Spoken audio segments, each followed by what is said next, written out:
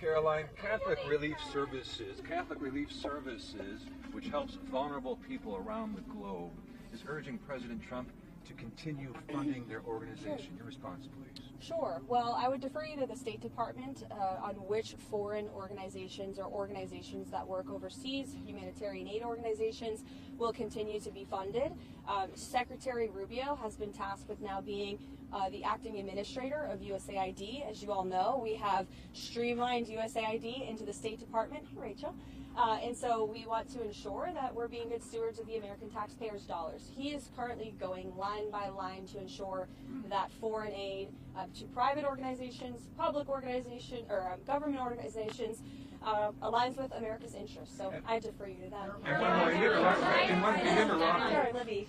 2% of federal employees have accepted that buyout that was offered. Is that less than the White House was anticipating? Well, the last time I checked in with Office of Personnel and Management, there was more than 40,000 individuals, federal workers, who had accepted the buyout program. We expect that number to increase, and that alone, just the 40,000, again, we expect it to increase. It's going to save the American people tens of millions of dollars, and we encourage federal workers in this city to accept the very generous offer. If they don't want to show up to the office, if they want to rip the American people off, then they're welcome to take this buyout, and we'll find highly competent individuals who want to fill these roles. To follow up on that, after that deadline tonight passes, I know a lot of people at White House have said there's still going to be widespread layoffs that will come imminently. Can you expand more on what that would look like? I was just asked that on television. I have not been part of the discussions about the layoffs in particular. I'm not even sure if that's true. I can check and get back to you. Meredith?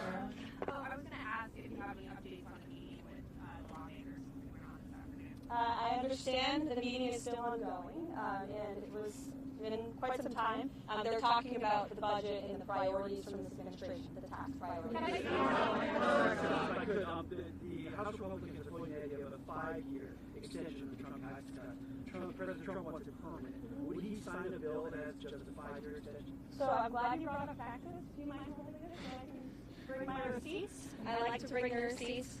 So these are the tax priorities of the Trump administration that the president has laid out for members in that meeting today. No tax on tips, which is obviously a very public campaign promise the president made. No tax on seniors' Social Security. No tax on overtime pay. Renewing President Trump's 2017 middle-class tax cuts. Again, these are the president's priorities. Adjusting the SALT cap, eliminate all the special tax breaks for billionaire sports team owners, close the carried interest tax deduction loophole, tax cuts for made in America products. This will be the largest tax cut in history for middle-class working Americans. The president is committed to working with Congress to get this done.